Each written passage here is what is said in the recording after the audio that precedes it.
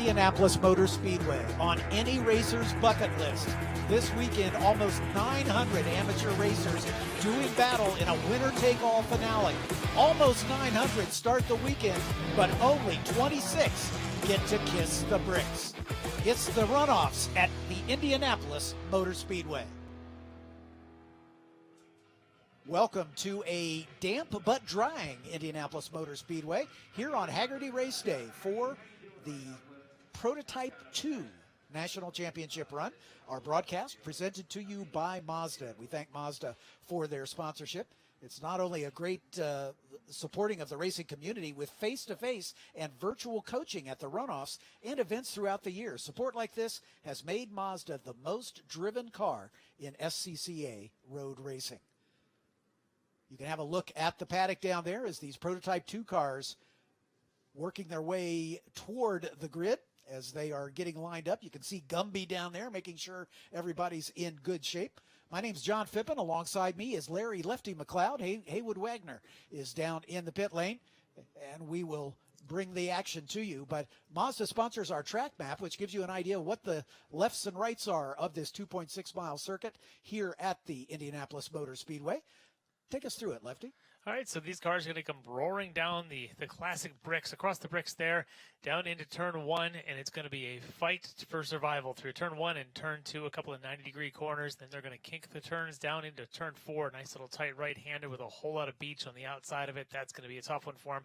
But if they get through that, they'll get around to turn six, a big carousel sweeper, get out of 6A, and that gets you down the Holman Drive back straight, where, again, they may fan out, look for all kinds of different lines down there, hunting down there for that left turn, turn 7, which it takes them through the S's, and as they round turn 10, they'll get back up onto the banking of the oval, going clockwise now, of course, not the 8500 counterclockwise. Take that down into turn 12, coming down off the banking. The 90-degree 12 into a pretty tight 13. A nice late apex there is the key to a good lap as you come off at 13, and then back up through the gearbox as you run down across those bricks one more time. Mazda does a lot more than present the track map here at the runoffs. They support their drivers with face-to-face and virtual coaching at events throughout the year. And the third member of our broadcast team is down on the false grid. Let's say hello to Haywood Wagner. Good morning, or good afternoon, or good day, Hayward.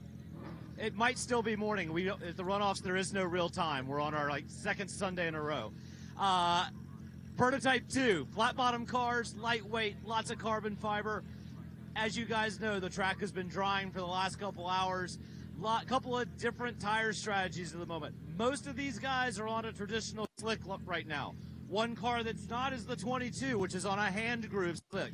They took a slick tire, they cut grooves in it just like a rain tire. There's another car further up the grid, actually the last car on the grid, that's on full wets. He's looking at the weather and going, if things get bad, I might be able to do something here towards the end of the race. But here's the most interesting one on the grid. Take a look at the sidewall of this tire right here where it normally tells you who made it. There's nothing there. Take a look up in the wheel well up here. There's two grooves cut in the tire. It came to my attention when the car came on grid because the Goodyear guys came over and started taking pictures of it. One of them, what the tire was. He looked at me and said, I have no idea. I've never seen it before. So all kinds of interesting and new technologies and products and things arriving here on the grid at the runoffs. The nice thing about the prototype classes is that they're kind of an experimental thing. It's like, run what you brung. There is a rule set, of course, but you see a lot of unusual things. Store sort of revolutionized the prototype classes when they came up with their WF1 chassis, which is really the dominant chassis in this race. But there's a whole lot of, I would say, garage spirit in these cars where guys are just looking for little secrets to make them go a little quicker. And you can see a couple of them right there with their tire choices and some of the aero choices. Look down here in the grid, you'll see very unique rear wings. That's a very popular thing for these guys to try out different configurations, building their own, see if they can get a little bit better, lower drag, more downforce in that rear of the car. And here in the Prototype 2 category, there's a lot of variety. Definitely a lot of the store chassis in there, but by far not the only thing. And, of course, up there, Tim Day Jr., got a shot of him. He is going to be our pole sitter we'll talk about in a minute. He is in one of those store chassis out there. And I suspect he may have some rain experience, although he's from Scottsdale, Arizona. He is a San Francisco region member, and we know they get some rain up in those parts, and that may be also a part of this, is how these guys have run these cars in rain before, and what kind of experience do they have when they start seeing the mist spraying off of the car in front of them. Yeah, I mean, we had torrential rains earlier in the day today, but it has dried up some. And as I look out the window of our commentary booth, there's actually something that resembles sunshine trying to break through the clouds. So these cars beginning to roll away from the false grid. Let's introduce the 16 car starting grid for you. Again, there's a lot of similarity, but a lot of differences in these cars as well. As we mentioned, our pole sitter is car number 8, Tim Day Jr., out of Scottsdale, although he makes his home in the San Francisco region. He is super sweep eligible, is the 2018 champion of the class, and sports cars picked to finish atop the podium. He's in a store with Suzuki Power. Greg Gyann starts next in the 83 out of Western Springs, Illinois in the Chicago region. Greg is the defending champion in the Guycor International store Suzuki. Starting inside of row 2, the number 99 of Lucian Pancea out of San Antonio, Texas, and the Lone Star region. He is also Super Sweep eligible and is also the winner of our Hawk Breakthrough Performance Award for the driver who made up the most positions in qualifying from day 1 to day 2. Lucian picked up 3 spots in that Young Racing Newport Villa store Kawasaki. Next to him in row 2 is the 22 of John McIntyre out of San Jose, California, in the San Francisco region, in the Spectator Technology store Suzuki. He's the one on the hand groove slicks. Trey Ayers is also in sports cars picked to finish on the podium. He is a 2-time champion, most recently in 2019. Trey out of Gainesville, Georgia, in the Atlanta region, in the 77 car. That's a Mazda Ayers Motorsports SCCA Esports Racer Mazda. Next to him in row 3, the 03 of Sherman Chow out of Palm Beach, Florida, and the Central Florida region in a store Suzuki. The last driver on the pick list from Sports Car Magazine is the 4 of Robert Iverson out of Gulf Breeze, Florida, and the Gulf Coast region. He's in the National Guard 10 Crows Barbecue Ligier JS51 Evo Honda-powered car, the only Honda-powered car in the field. Kevin Mitz starts in row number 4 next to him, then the 13 car out of Campbell, California, in the San Francisco region, the store Race Cars Youngblood Wheels store Suzuki. Mike Rupert, a 2-time champion, although not since 1997, out of Hubertus, Wisconsin, in the Milwaukee region, in car number 7. Sunshine Metals and Hoosier sponsor his store Suzuki.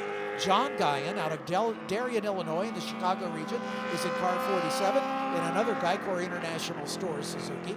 Richard Colbert, veteran campaigner in the 97 car out of Northbrook, Illinois, though he races out of the Cincinnati region in the Sunshine Metals Aztec Prototype 2 Suzuki. Bill Niermeyer Jr., another long-time competitor in the 65 out of Loveland, Ohio, and the Cincinnati region, won this championship in the year 2000. The Hoosier Superior Equipment Sorcerer Suzuki. Vaughn Scott in the number 25 out of Royal Oak, Michigan, and the Detroit region, 4M Industries, Monks Motors, Hidari Firefly Suzuki. Michael Moulton in car number 71 out of Wilmington, North Carolina, in the North Carolina region, in the Medact store Suzuki. The final 2 row are our only 2 rookies in the field making their first runoff starts. The 43 of Norm Benson out of Paso Robles, California, and the Cal Club, in a Mazda-sponsored Van Diemen RFS 03 Mazda, and Kevin Buss bringing up the rear out of Columbia Station, Ohio, and the Ohio Valley region, in the number 96 No Shock Incorporated Gorilla Concrete Tools Radical SR3 Suzuki. He is on dry weather or full wet weather tires. He's betting that it's going to rain. He's going to give that a go. We'll see. The radar is looking like the 4. It might just hold off just past this race before it gets here, which means any strategy to put those grooved or wets on may or may not pan out, but out in front, they're going to pan out once they see that green flag. Pair of store Suzukis at the front. Tim Day Jr. in the 8 with Greg Gyann in the 83. Gyann with that red livery on the car as they are gradually coming. There's the green flag. They pop out, but everybody stays pretty much in formation. Nobody getting a big run as we might expect. These cars pretty evenly matched as they head down toward turn number 1 for the first time. Heading out to the outside is John McIntyre on the grooved slicks, but slicing down to the inside is the 99 car of Lucian Pancea as he takes over the lead from Tim Day Jr. Day fighting back as we've got a spinner already, as that is the 03 car of Sherman Chow, who goes around there at turn number 2. Back at the front, the 83 has retaken 3rd spot as Greg Gyann into the 3rd spot, but the 99 of Lucian Pancea, the Texan out of the Lone Star region, taking over the point from the pole sitter Tim Day right in his wheel tracks. And then the 3rd spot to the 83 car of Greg Gyann As they come onto the Holman Straight for the final time, you can see dry racing line forming, and here comes Greg Gyann trying to take that spot back as they're going to go full course yellow to recover this car of Sherman Chow, who is in the runoff area there right at the exit of turn 2. And we'll get a replay of the start as we see these drivers coming down. Looks like everybody's going to mind their P's and Q's, and then Sherman Chow says, thank you very much, I'll dive right down to the inside. He avoids the curbing and makes that pass stick as Tim Day tries to retake the position. Sherman Chow, about 3 rows back, gets a little bit squirrely and then I think goes around on his own. Yeah, I don't even think he made any kind of contact with Trey Ayers there. I think that was on his own, but he is definitely on the slippery side of the track. Ayers was holding form on the dry pavement. I wonder if he stalled and the car isn't able to get going again, but we'll give this a few minutes, let the services crew take care of that. But what we saw there right at the end was exactly that. Number 8 our pole sitter, Tim Day Jr., was going past Lucian Pancea down that back straight trying to retake that spot. Tim, extremely fast.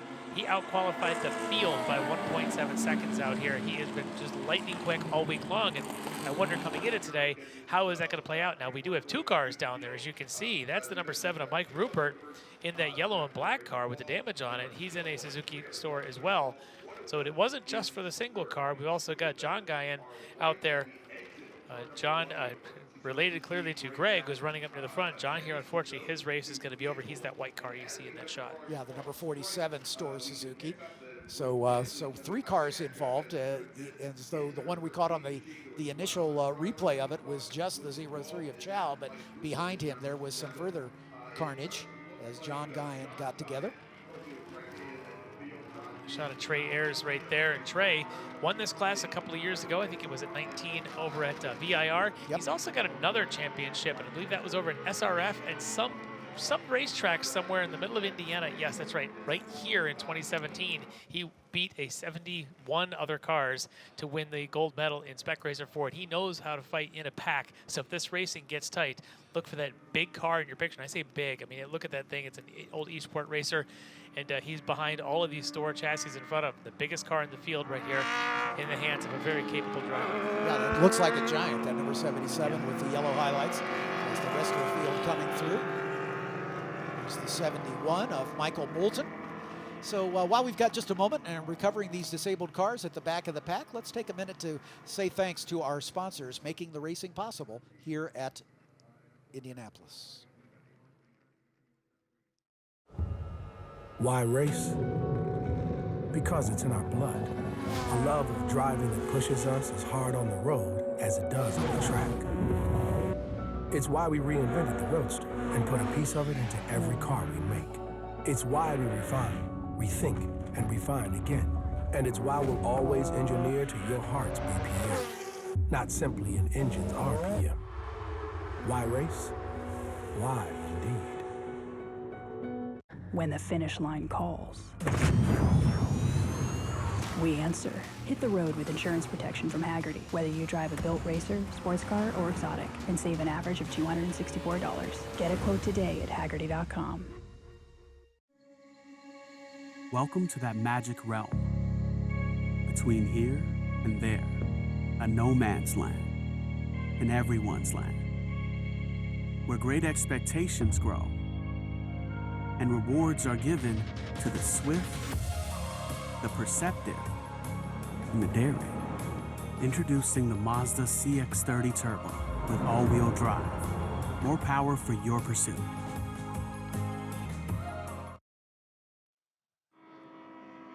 Welcome back to Haggerty Race Day for the 58th running of the SCCA National Championship Runoffs. This is Prototype 2 and an early full course yellow as we had 3 cars involved in an incident at the first turn. And the safety crew getting those cars out of harm's way, and we should be able to get back to green flag racing. Tim Day Jr., after battling with Lucian Pancea around the first lap, able to retake the lead before the full course yellow came out. So our pole sitter back in front, Pancea second, Greg Gyann in the 3rd spot, John McIntyre and Trey Ayers in that giant eSports racer number 77 are your top 5 in the early going here. As again, this will be 19 laps or 40 minutes, whichever comes first. We had pretty heavy rain earlier in the day, but it's dried up at the moment. But there is rain forecast, sadly, for the rest of the weekend. So we may have more rain before this day is out. And it's supposed to be pretty damp here tomorrow as well. Yeah, for Norm Benson, I think he'd like that rain to come now. I just saw him coming down the front straight. He's in the white car with that orange sort of cowling on it right there. The 43? Yeah. He's the one, I believe, on the full wets. And so he would definitely love to see some rain come down as he's trying to keep those things cool down the front straightaway. That shot right there is Michael Moulton. It's just as we went to break. Now you can see it. That rear wing is a little bit of kilter. It's going to be interesting. If it's fixed tight, they'll let it go. If that thing looks like it's too loose, maybe falling off, they could potentially black flag him, bring him in for a risk of that thing coming apart. I'm sure it can't handle the same now as it did during the qualifying days, that's for sure. Yeah, he qualified back in row number 7, but with that wing askew, he's definitely going to have a very different level of rear downforce than he's accustomed to. But you're right, the corner workers will keep a close eye on that. If it starts wobbling to the point where it looks like it might come off, they will call him in because that could create a hazard for other competitors on the track. These great drone shots show you the field as they sweep around turn 6A onto the Holman straight. As hopefully we're pretty close. As you can see, a dry racing line forming right there where our pole sitter, Tim Day, is weaving. And then under the bridge, a little dampness. One of the last places to dry has been right here in the braking zone for turn 7, as there were deep puddles here when the rain was really coming down. So you can see right at the apex, it is still very wet, right where the safety car is coming through right now. So if you're trying to overtake someone and you're going down there into turn 7, being on the inside is not the ideal location, because as soon as you're done braking, about to make that turn in with the wheel, the grip is going to go away suddenly. Yeah, exactly. And passing will be especially difficult in this class, not only because they're so evenly matched, but if you'll have to get offline in order to do a pass, you're getting off into the damp part of the racetrack. And with the vast majority of these drivers starting on slicks, that's going to be a little dicey. That's where I wonder about Greg Gyann. He's currently on the track running in 3rd, just behind these two. He's the one, I think, that had that sort of groove tire that with the intermediates, unknown, if you want to call it that. And the unknown brand on the side, wasn't quite sure what it is. That's a bit of a wild card in this mix because it's a definite unknown where everyone else is running the more of the traditional tires, off the shelf sort of stuff. Exactly. We're going to go around at least one more time. If the safety car were to pull off, he would just go straight there at turn number 12 as the safety car parks up on the banking of oval turn 1. So we're going to go around at least one more time, it looks like. But working race lap number 3. Here's the 97 car of Richard Colburn. We mentioned Richard is a veteran. This is his 47th runoff start. He has had 26 top 10s of those 47 starts.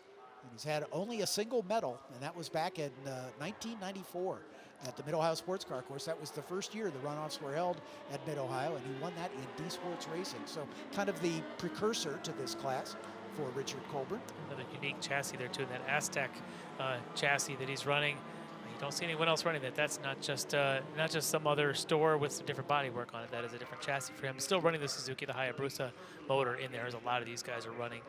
Just about everyone at this point in the Hayabusa. We know for sure that Lucian Pancea is actually on a Kawasaki. Trey Ayer is running your standard car engine, one of the MZR versions of the Mazda power plant there. Robert Iverson with the Honda. We don't know I don't know if you know what the genesis of that is. Don't have the specs on it. A lot of the guys do run probably the 2 liter is a guess, but again, right now that would be a guess for Iverson. There's Trey Ayers in that number 77 eSports racer. You can see that rear wing dancing just a little bit as he goes over the bumps. There's a lot of talk in Formula One about movable aerodynamic devices. There's no such thing as a non-movable aerodynamic device. They all move if you put enough pressure on them. You can see these wings can be a little jiggly if they go over a big bump. Safety car with the lights out. I hope that's a good sign. And we're hearing from race control, we anticipated green at this time by. So we talked about the customization that some of these guys do, even though they all work with the same store platform. Tim Day Jr., very smooth sloping back behind the roll hoop there behind the driver. Where you look at Lucian Pancea, he's got one of those almost like an LMP car sort of fin going all the way down toward that rear wing, maybe trying to get a little bit of a cleaner air across the rear wing. As you can see there on that lime green car, with see if we got the green stripe on top to give you a good look at it. So that's some of that customizations. It's the rear wings, it's the body work. You know, as long as again it falls into that flat bottom as opposed to the tunnels that the P1 guys get. Other than that, there's a lot of freedom for them to do what they want. You can even see the front arrow around the front there on that green and black vehicle. Very different than the one in front of them, but they are both store WF1 chassis. But a little bit of difference. Yeah. Safety car pulls off and turns the field over to our pole sitter, Tim Day Jr. Lucian Pancea in that brilliant yellow highlighted car right behind him. Greg Gyann just behind him in the 83. Tim Day, you can hear him already coming up through the gears. He is wasting no time getting up to speed, and those two, Day and Pancea, get a little bit of a jump. Pancea dives out just as he did on the initial start. A little earlier this time, he has a nose ahead. Pancea with Kawasaki power as opposed to the Suzuki and Tim Day's. They both lock up. Day goes a little deep but is able to maintain the lead for the moment.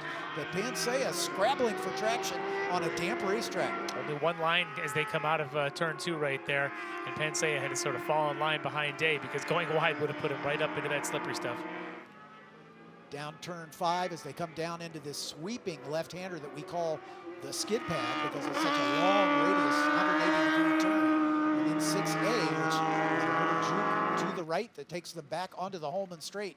Right there where they track out to the edge has been the scene of some grief at some earlier races in this weekend's racing. Which means there's a lot of dirt back on the track. If you run wide for a little bit too long, it could pick up a little bit of dirt on your tires. It's not what you want to be doing.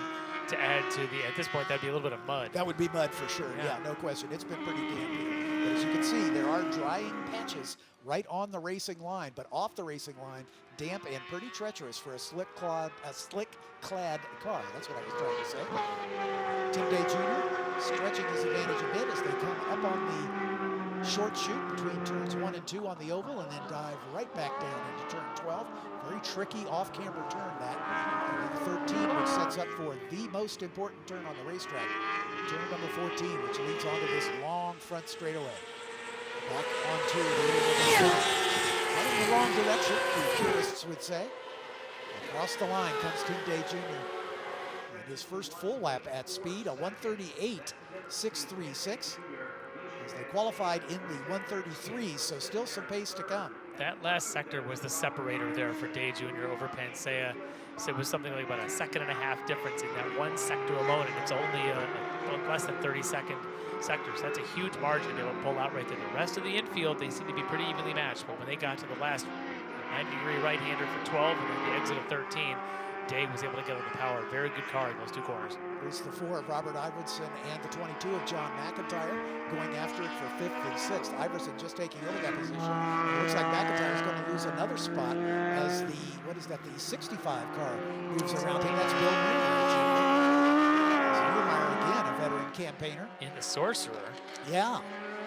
This is his 11th runoff start. He won in 2000 in F production at Mid-Ohio for his only gold medal. But the 4 car of Robert Iverson down into turn number 7. Newmeyer giving chase in that Sorcerer. Associate that with the old D-Sports racers as I do. Yeah. I mean, I seem to remember a lot of Sorcerers in D-Sports racing back in the day. And now with the new sets of rules, all those sports racers are gone. We've got them all into the prototype categories here between P1 and P2. So you do see a lot of them still kind of hanging around, and for Niemeyer, still putting in some pretty good laps and some decent pace for him. Lucian Pancea dropping back just a bit into the clutches of Greg Gyann in that number 83 car. Gyann closing up on him as they come across the line. Pancea looks like he made a little wave to the starter. Maybe that was an optical illusion, but just as he came under the stripe. And these two doing battle down into turn number 1. Both store chassis, but remember Pancea with a Kawasaki, Gyann with the Suzuki. So Store is running in the top 3 right now. And Trey Ayers in that big eSports Racer 77 running in 4th, although he's about 6 seconds up the road from this battle.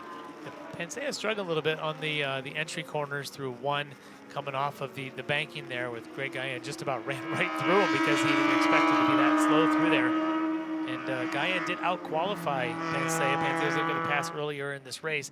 And the difference between them in qualifying trim was about 1.2 seconds. So Gyann's starting to get some of that pace back. But I tell you what, I think Tim Day Jr. may have slipped a little bit of pace there as well. Something happened to him somewhere in that first sector. That advantage that he had looks like about 2.5 seconds of it just disappeared in that first sector alone. Yeah, so I don't know if he made a mistake or if that indicates a problem brewing with that number 8. But right at the moment, he appears to be at speed. Pancea, of course, is super sweep eligible. If he's able to get around Tim Day Jr. and take the win, he would notch the super sweep. He's already won the Hawk Breakthrough Performer Award for his biggest improvement from day 1 to day 2 of qualifying. Well, Tim Day seems to have recovered, so perhaps there was a bit of a slip there that we just didn't catch, because it was a big difference. But you see him through sector 2, just about 2/10 between them. It's negligible. But as they get through the sector 3 again, a good runoff of the 13 turn for Day Jr., just like he did a bit ago ahead of Pancea and Gyann. So I think whatever it was must have just been a momentary thing for Tim Day, but you can't afford too many of those around this place. With these conditions in a single line, a little bit offline, you find a lot of this this sort of grease. A big slide there for Greg Gyann coming into 1, and perhaps that's the kind of thing that happened to Tim Day as well. This is treacherous conditions at sometimes, because you think there's grip. That pavement's still cold, and just a couple inches off that line, it gets real slippery. Yeah, if you stay right in the racing line, you're probably okay. But like you say, he tried to go side by side in the braking zone there at turn number 1 and found that the track was a lot slicker. Looking at the pace, they're about 5 seconds off dry track pace at this point. So that is a whole lot faster than we were earlier in the day when it was sodden here, and these cars were 30 seconds off the pace. But right now, they're only running about 5 seconds off their dry track pace, as the track beginning to dry out. Of these 3, Greg Gyann has the best trap speed last time through, about 2 miles an hour quicker than Day Jr., about 5 miles, or at least 4.5 miles an hour faster than Lucian Pancea. So Greg Gyann may have the slip race car on the straight line, but I'm thinking right now Tim Day Jr. has got the car that wiggles the best, and if he just set new sector 1 time and all of those wiggly bits through turn 1 through turn 6, that's his advantage right now. Yeah, that first sector and the second sector are both dominated by a lot of twisty bits. Higher speed turns in sector 1. The sector 2 just basically involves turn 7 in the S's. So it's a change of direction kind of wiggliness, if you will. These 3 have really put a bumping on the rest of the field, as Trey Ayers has dropped back almost 6 seconds behind Greg Gyann in the 3rd spot. You can just barely see Ayers at the top of your screen as they come down toward it. There he is with the yellow highlight on one side of the car, the left side of the car. Very traditional for him when he ran his Spec Racer Ford, had the exact same livery on it. You could spot him a mile away. In fact, you'll still see that car in the field of the Spec Ford in that race. Very much a Trey Ayers signature. And with that air intake on that side of the car, it looks like he's sponsored by Asda, because the M is buried in that air intake. It's in there in that Mazda-powered chassis of his. Trey Ayers out of the Atlanta region. This is his 12th runoffs appearance. He's a 2-time winner, most recently at VIR in this very class back in 2019. He's got a total of 4 medals. Did not make a wide run coming off of 6A. Did not track out at all. I wonder again if he's fighting for some grip going through 6, and maybe putting power down's an issue for him. So sort of taking shortest distance between 2 points for Trey Ayers. Again, a slightly heavier car, I would guess. Yeah. Probably a little bigger, a little smaller SIR restrictor on the car to limit the RPM of the engine, to keep him just a little bit in balance of performance with the rest of the motorcycle engine-based cars. As we go back to our leader, Tim Day Jr., out for a Saturday afternoon drive. He's really begun to stretch his advantage again. Yeah, that thing we'd seen there in that sector 1 a couple laps ago seems to have cleared up, because he just reset fastest lap of the race at a 35.5. And essentially, sectors 1 and 3, he completely owns them. Pancea trying to keep match with him, but he's still about a second a lap down. That's tough. Ayers into the pit lane, so clearly a problem for that 77 car. So Trey, is going to have to fall out from that 4th position. That'll promote Robert Iverson in the Ligier up into 4th spot. A battle developing here between Moulton and Colburn. Moulton with that wing. Still, I wonder if it works better on left-handers than right-handers. Wouldn't be surprised, but he has been able to move around Richard Colburn to move up into 8th spot. With Ayers' retirement, that'll now be 7th, with Colburn just behind him in that Aztec. Norm Benson a distant 9th in the number 43 Van Diemen, well behind this battle. In fact, almost a minute behind this battle. As the last car running, Sherman Chow, Kevin Mitz, Mike Rupert, all retiring in the early laps with collisions or otherwise. As you can see, the 22 car, that's the guy with the hand groove slicks, John McIntyre, right down there in the wet, trying to keep those tires cool. And McIntyre's lap time, a 53.2, well off the pace of everybody else. So his those tires obviously feeling the pain of this drying racetrack. You would love to see a downpour come in right about now here as we're just past the halfway mark. I'm not sure it's going to get here fast enough for his liking. Yeah, I don't think, I think the damage may be done. Even if it got wet now, I think those tires might be toast. But tip of the hat to Michael Moulton, doing a great job with that damaged rear wing. You know, one of the signs of a good driver is being able to drive around a car that's not at its optimum. And I'm sure that car is far from optimum. He's probably got all kinds of looseness in the rear because of a lot of the rear downforce has been compromised by that bent wing. Richard Colburn hanging right there with him. He might have something to say about this if Moulton continues to struggle. And both of them should be able to get around John McIntyre right there in front of him. I would think so as well. If McIntyre continues to just slows down, the further this thing dries up. As a bird having a bit of a race there with the 71 of Moulton. That was not our drone, but that was an actual live bird.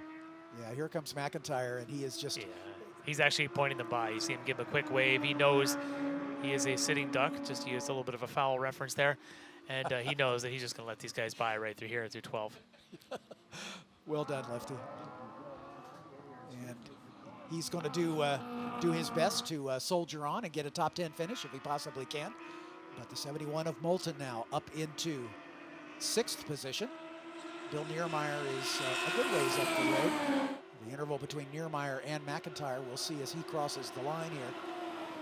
Just about 43 seconds. So the top 5 are running within 40 seconds of each other. And then this big gap back to Michael Moulton is the second group of cars, Moulton, Colburn, and McIntyre, really well off the pace. These guys are going to see the leader day come through here shortly. And there's a bit of a slip there for 71 Moulton. But with the single line, Colburn can't do anything about it. But yeah, I suspect they're going to see in their mirrors at Tim Day Jr. here shortly, as Day Jr. is lapping at about a 136. He is just screaming around this place right now. Just set his personal best trap speed, 144.7 at the end of the long straightaway. As the speed trap is just before they hit the brakes for turn 1. As this is the closest battle on the racetrack between Moulton and Colburn, as everybody else pretty well spread. Colburn decides he's had enough of this. He cuts off the apex of turn 6A and takes the lead in a dry section of track. And I think Moulton is going to try to hold him off as they go side by side. Colburn out there in the danger zone. Moulton able to hang on to it, as Colburn not willing to take unnecessary chances at this stage, but I think he sees that wounded car in front of him as doable. If he can just find a way to get around it and get in front, he should be able to drive away. Yeah, as Colburn kind of trying to wait for the opportunity to pounce on Moulton. Again, looking at that rear wing, he's had a pretty good look at it. And I wonder if he's kind of sitting there with his helmet turned a little bit off kilter. As I mentioned, the leader may be coming, and there he is right behind him. That is Tim Day Jr. Going to go blasting around these two. And he's going to have to get off in the damp part of the racetrack in order to make that pass. Richard Colburn doing a good job of staying down to the inside, giving the leader time. Moulton trying to stay on the lead lap if he can. I don't know that he's aware that he's got the leader right behind him. Now he sees the mirrors, and he pulls off and lets Tim Day Jr. come through. So with that, only 5 cars remain on the lead lap. As Tim Day Jr. stretching his advantage over 5 seconds now over Lucian Pancea, who will be overtaking these two before too much longer. Pancea trying to match pace as best he can. They did run about identical lap times last time by, but it's about 5 seconds between Day Jr. and Pancea. But Pancea is about to come up on these two. You can see the green car flashing in the background here behind this Moulton and Colburn battle. Sunoco is the official fuel of the SCCA, and they sponsor the Sunoco Hard Charger Award, which is for the driver that makes up the most positions from his qualifying position to his or her finishing position. And right now, I would say Michael Moulton is certainly in the running for that, as he started back outside of row 14. And despite that damaged rear wing, is running in 6th position. So certainly once the race is over, timing and scoring will do that tabulation. And Michael Moulton very much in the running for the Sunoco Hard Charger, and we thank them for their sponsorship of that award. He's just trying to get out of the way there of Lucian coming through. But through those S's, it's a single line through there. There still isn't quite enough dry pavement to go side by side. So Pancea just waiting for his moment to get on by. And then, of course, they came up on the other car right there that might have been the Benson car. Correct. That they came up on. Yeah, you can see him in the background there. So Pancea having to do a lot of things to get around, not just lapping the car in front of him, but putting a lap down to Benson as well. Yeah, Benson a couple laps down now, as he's the driver that came in to start on full wets, and he is clearly on the wrong tire for this track condition, as we're working race lap 14, so 5 to go. There's the 4-car of Robert Iverson in the Ligier in kind of a lonely 4th place, as he's some 28 seconds behind Greg Gyann and about 10 seconds in front of Bill Niermeyer in the Sorcerer. We saw a pretty close battle after the restart between Iverson and Niermeyer, but Iverson's been able to draw away, but he drops 2 wheels off and spins. Commentator's curse right at turn 10, but he is able to get it restarted, does a full 360, and no harm, no foul. Maybe a little mud on the tires, as that happened right at turn 13, as he was just trying to power up to come onto the front straightaway. Showing you it's still not full clean conditions out there. Exactly right. He dropped a couple wheels off to the outside, and as he maybe tried to jerk the car back onto the racing surface a little too abruptly, around it went. But nice job of putting the clutch in and not killing the motor, and he was able to continue without losing the position. This battle continues between Moulton and Colburn for 6th and 7th position. But Moulton is just teasing the grass in that mud line way on the outside of 10. He's driving it hard. I know it's probably ill handling, probably really, really oversteering. And You can see under braking there as well, a little unstable as the back end gives a bit of a wiggle. He's doing his best to keep it under him, but Richard Colburn just waiting for his opportunity. And the laps are beginning to wind down as we are about to complete lap 15 of the scheduled 19. Across the line they come. Top speed about the same between the two, I would say. Moulton maybe loses a little at the very top end. They're about to have a Greg Gyann coming up behind them, as I just saw the blue flag waving to these two guys. Yep.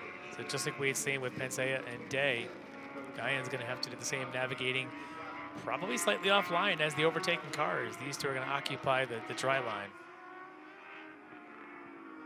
And Gyann certainly has to realize that they're in a battle of their own, and he'll have to be careful making his pass. There goes Colburn down the inside at turn 5. Down into 6th they come. Moulton will try to hug that inside line the shorter way around, but Colburn realizes there's a little more grip just about a car width off, and there he gets it done and makes the pass. I think he wanted to try to get that done before Gyann got around them, as there goes Gyann pinching off that corner, knowing that he's got a lot more speed. Sure, but if you're Colburn, you certainly don't want to lift now. Exactly. Just did all that work. It's like, hey, sorry, Greg, I'm going to keep going. You're going to have to work a little harder to get around us both. Moulton taking advantage of the traffic to get right back on the tail of Colburn, but I think Richard will be able to stretch it away now, as he followed Moulton for such a long time. Usually if you can stay that close for a distance, you're usually quicker. You just couldn't find a way around it. Colburn now beginning to stretch the advantage. Yeah, good opportunity there going through that kink at 5 after getting alongside him coming out of 4. And we'll see if he's able to pull out just a little bit. He's got a couple of car lengths on Moulton behind him. And that was tough. When you make that pass, you're all happy by making the pass. You look behind you and say, oh, there's one of the leaders wants to get by me, but if I give it up now, I might let both of them by. But he managed to give just enough room to Greg to get underneath him and still hold off Michael Moulton behind him. So Richard Colburn moves up to 6th position right now, as our leader, Tim Day, way out in front, about a 9.5 second lead over Lucian Pancea. We're into the closing stages, working race lap 16. 3 laps to go when they cross the stripe next time by. And as long as nobody has any reliability problems, I think the field may be pretty well set here. but there's a reason they run the races. Anything can happen. It's not unusual in these prototype races to see somebody have an engine expire or some sort of problem even in the closing stages. So. Well, you know, it happened last year as well, as Iverson actually was leading most of that race, and right there on that last lap had some engine issues and came across the stripe just barely ahead of Greg Gyann and Tim J. Iverson later on had an issue with, I think it was a fuel issue there that took his times out of that one. But it shows you how you definitely have to keep pushing. And for Day, he ended up just a second and a half behind Greg Gyann at the finish of that race, knowing how close he was as he was trying to get a second championship then. You know, probably have been a long season waiting for this opportunity here. Yeah, absolutely, and he's been dominant. Once he got into the front, he and Pancea having a little bit of a dice in the early stages, but once he got around him, he has just been able to march away from the field, setting fast laps on the way. He's got the best lap of the race at a 35.3. He's lapping about a second off that pace now, realizing he's got a comfortable almost 10-second advantage. He also holds the fastest Sector 1 time and the fastest Sector 3 time in that number 8 car. Day also, you think about his championship in 18 out at Sonoma, at 19 was right in the mix between Ayers and Pancea, and ended up, again, finishing on the track in third. Again, as you sometimes find in the prototypes, a penalty was applied, knocked him down a couple of spots. So it's been a while since he's tasted that gold medal, and I think right now he can just about taste it, just about 2.5 laps to go. Lucian Pancea in second spot, about 10 seconds adrift of Tim Day and about 16 seconds in front of Greg Gyann. I'm sure Pancea knows, got to keep pushing, because you just never know what can happen out front of this. Is prototype racing, so he's going to keep pushing hard, as Day will be, I'm sure, listening to every creak and every bump and every little noise around that store chassis. So he's got just about 2 laps to go when he gets across the stripe. And for Pancea, when we saw him last in 2019, he finished just about 4 seconds behind Trey Ayers. He was in that battle then, and here he is again, right up in this mix. Pancea very consistent, always near the front. He's got a pair of second place medals and a single third place medal for a total of 3, but still hasn't been on the top step of the podium just yet. If he can outlast Tim Day Jr. and get to the top step in this race, he will win the Super Sweep, but failing that, he'll have to settle for that silver medal. Not bad, 3 podiums and 7 trips, and trying to get that 4th one here in his 8th.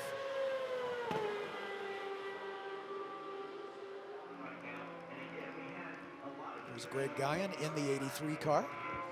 Again, about 20 seconds adrift of Lucian Pancea. Working his way through turn number 1. Greg really in the thick of the battle at the front on the start and the restart, but eventually not able to match the pace of the 2 stores in front of him. Pancea with the Kawasaki power, Tim Day with the Suzuki, as is Gyann's car. Looking very smooth, very well attached to the racetrack as he stays on the dry track and keeps soldiering on. We should see the white flag next time by, I think, for our leader. He may have already gotten it, or getting close to it at least, because he's about 30 seconds up the road. There he is, just about to see that white flag. Here comes Tim Day Jr.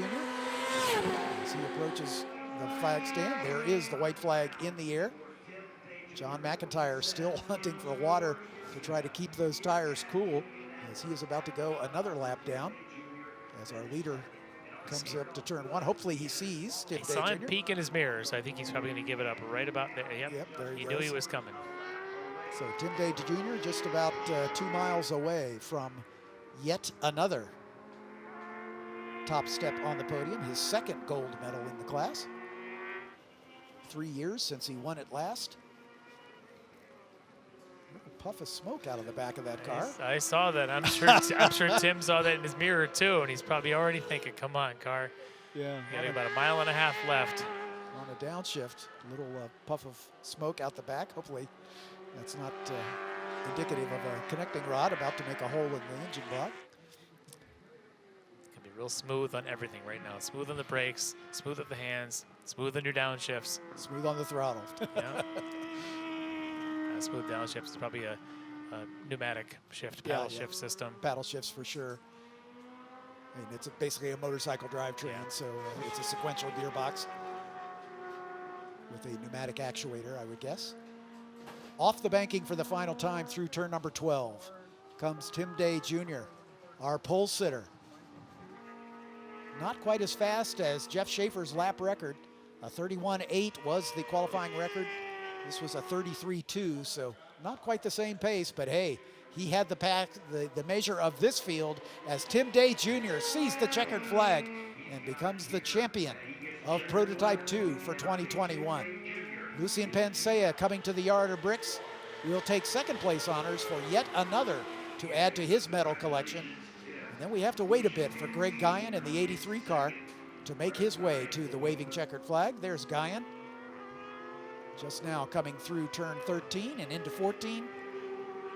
Onto the front straightaway he comes and approaches the yard of bricks. Greg Gyann, the final medalist, takes the bronze medal. I tell you, that's tough. These kind of cars with this kind of horsepower that these Hayabusa engines do put out, or in the case of Pancea, the Kawasaki power there, lots of power that they do put out, and out there in these conditions with just enough of a film of water across the pavement makes it extremely difficult. So the job that Pancea and Gyann did is just really can't go unnoticed how strong a drive it is for those three. Robert Iverson already across the line in fourth spot. Richard Colburn able to hang on for fifth position. These two are a lap down. Michael Moulton comes across in sixth spot. So Robert Iverson in the Ligier holding on for fourth spot. But Tim Day Jr. gets the job done, waving to the corner workers as he makes his way around. Yeah, what is going to be a feeling of satisfaction for him after having 2018 championship and then a couple of years where he wasn't able to quite get back up to that top step. He dominated qualifying this week, led every session, really just kind of blew everybody away on his speeds around this place. And you come out here and all of a sudden you've got changing conditions. The first thing goes to your mind is, man, I don't want to let this get away from me here now. They always say the rain's the great equalizer. I got to go show that I can drive in the rain. And to be able to come out here, it's got to be very satisfying for him to collect that gold medal. Yeah, Lucian Pancea again, yet another second place finish. I'm sure it's a little bittersweet. He had hoped for something better and got so close to that coveted super sweep, but just coming up one position short of being able to win it. But he certainly has to be proud for that silver medal. He's a pretty strong pace today, and I think different day, different conditions. I think Lucian Pancea is going to get his chance. He's going to continue to run this and build speed here. At some point, you finish second enough, one of those going to be your day. Yeah, and he showed a lot of aggression at the start as he dived down to the inside and took the lead. As Tim Day Jr. very slow here. Hopefully the car is not dying on him. He may have timed it just perfectly as he runs out of fuel on the pit lane. He looks like he's good there. I'm sure he's got enough fuel in there for one more lap. I think he just wanted to know where he was supposed to go as he is celebrating with crew members and giving a bit of a fist pump. Yep, there they are. And he rolls across the yard of bricks to the ceremonial interview station. You can see Hayward Wagner right there. Will give Tim a chance to get his helmet off as he gets congratulations from his crew. Yes, sir, buddy, you did it. You are the 2021 national champion of Prototype 2. Once he got into the lead, it really looked like a pretty easy run. I'm sure he will not say so, but he made it look easy. I'll say that. He made it look easy, absolutely. The skill and control he's got. Getting that Hans device and the balaclava off. They're putting the medal on our winner. Let's send down to Hayward Wagner for the celebration of our winner. Tim's getting the medal on and the hat and a drink of water and some congratulations from crew and friends. Tim, you made it look easy, was it? Lucian Pancea, he kept me honest at first. I got a good run down into first, and so we had to kind of work that out. But there was no grip out there. You can see by the lap times, we probably lost at least 3 to 4 seconds a lap. I mean, it was a handful out there. Very green track, to say the least. How does it feel to put on a gold medal here, sitting on top of the yard of bricks? I tell everybody that supports me and everybody's watching, it's total redemption. I blew the lead in 2017 in Prototype 1. and ended up with 2 second places. And I didn't know if I was ever going to have the privilege, the honor of coming back here again. And here I am in Victory Circle. So, you know, work hard, and it paid off, man. You get to do one more lap around this racetrack. Enjoy it. Right on, brother. Right on, man. Woo! Tim Day Jr., a happy camper. Redemption indeed, after some bad luck suffered here when we were at Indianapolis in 2017, and again last year, not quite getting to the top step. Yeah, 4 years goes by, and sometimes you don't forget those bad losses, but this one might help him forget that a little bit. He might have a good one to replace the bad memory. Let's go back down to Hayward Wagner with our second and third place finishers. We do meet again. I have to ask, the livery on the car, is this to make sure you're messing with his mirrors as much as you possibly can? Pretty much, yes. Looked like you had a really aggressive move there on the first start, made it stick, and from there it was just kind of back into pace, right? Pretty much. I mean, like I told you earlier, I had a lot of issues. Finally, you know, we got to the grid. I'm happy with second, you know. It's not as good as one, but I'll take it. And, yeah, it was a good race. I enjoyed myself. You kept him on. To him. You kept him honest. Congratulations to you on the silver. Thank you. I appreciate that. Thank you. We're going to get our bronze medalists. Come on. Come on around.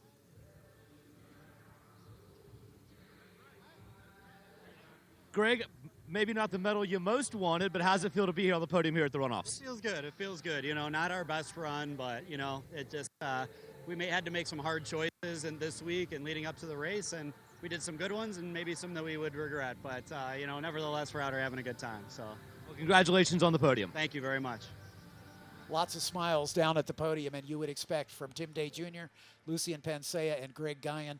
Redemption for a whole season's worth of work, and to bring it home as we get to see Tim Day and a couple crew members with unusual passenger seats, let's put it that way, on the side pods. The store apparently has an extra bench seat in the back, and it's just going to do this Jeep style, top down, and just go. They could probably get one more guy on there straddling the airbox if they wanted to, but nonetheless, the crew will join in the celebration. They earned it just as much as the driver did, and it's great that they have that opportunity. Yeah, the driver's lucky enough to drive, but these are the ones that work the hardest to get the car ready for him. Yeah, exactly right. Exactly right. Let's take a moment to look at the unofficial results for our top 10, as there was some attrition here. Tim Day Jr. was the winner by a pretty commanding 10-second margin over Lucian Pancea, who in turn had about 20 seconds in hand over Greg Gyann. Robert Iverson, almost a minute back, comes home on the lead lap in fourth spot.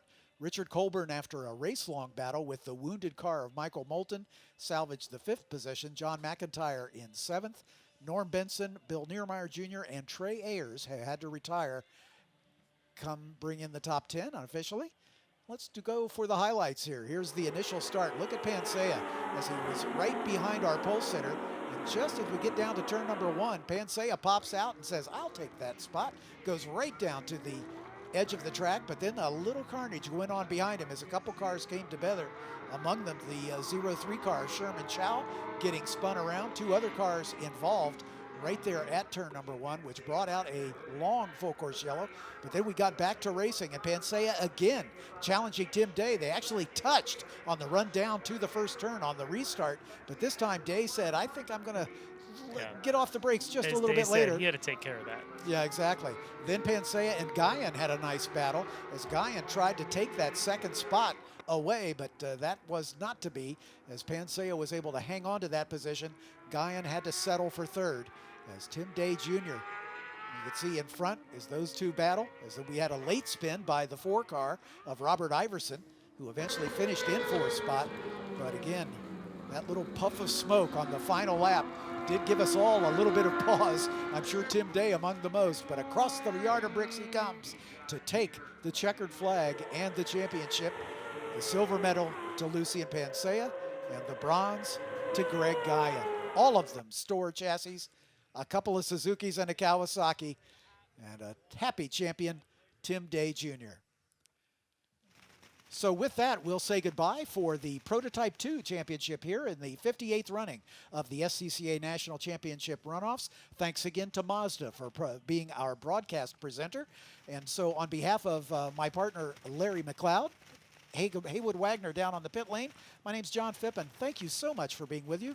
Lots more to come in the runoffs. We'll see you down the road. Welcome to that magic realm. Between here and there, a no man's land, and everyone's land. Where great expectations grow, and rewards are given to the swift, the perceptive, and the daring. Introducing the Mazda CX-30 Turbo with all-wheel drive. More power for your pursuit.